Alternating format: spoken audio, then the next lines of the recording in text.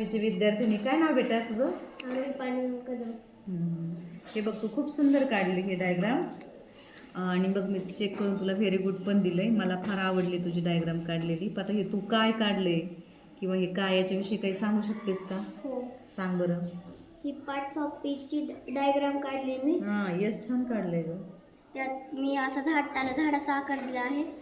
त्यात सर्वात पहिल्यांदा नाम दिलं आहे.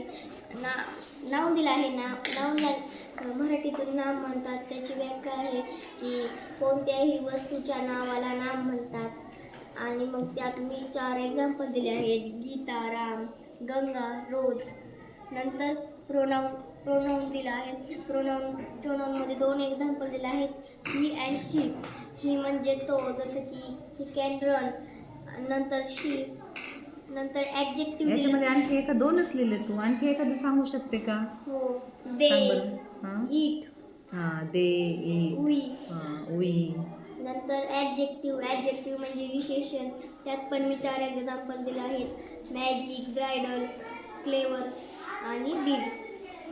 नंतर मी वर्ब दिले आहे. वर्ब म्हणजे क्रियापद. वर्बमध्ये मी दोन एक्झाम्पल दिले आहेत. Right and read.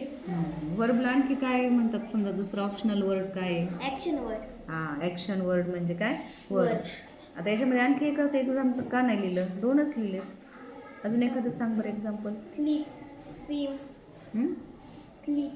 Sleep, swim, play. नंतर ॲडवर्ब लिहिला आहे. ॲडवर्ब म्हणजे वर्बची जास्त विशेष माहिती. वर्बची विशेष माहिती सांगणारा शब्द म्हणजे क्रिया विशेषण. त्यात पण मी 4 एक्झाम्पल दिले आहेत.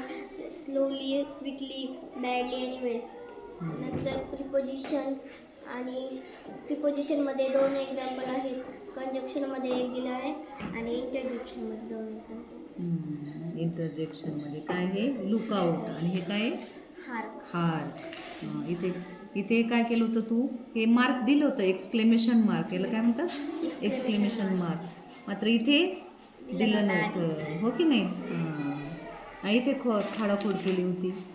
काय लिहिलं होतं इथे अगोदर? स्लोली. नंतर तुझ्या लक्षात आलं की हा काय आहे? ॲडवर्ब आहे.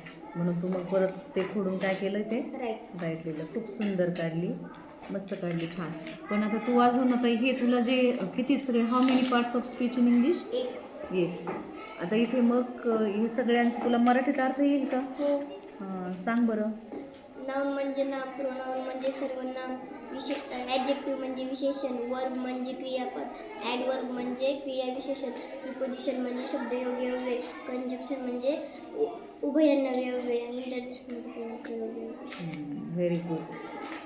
थँक्यू.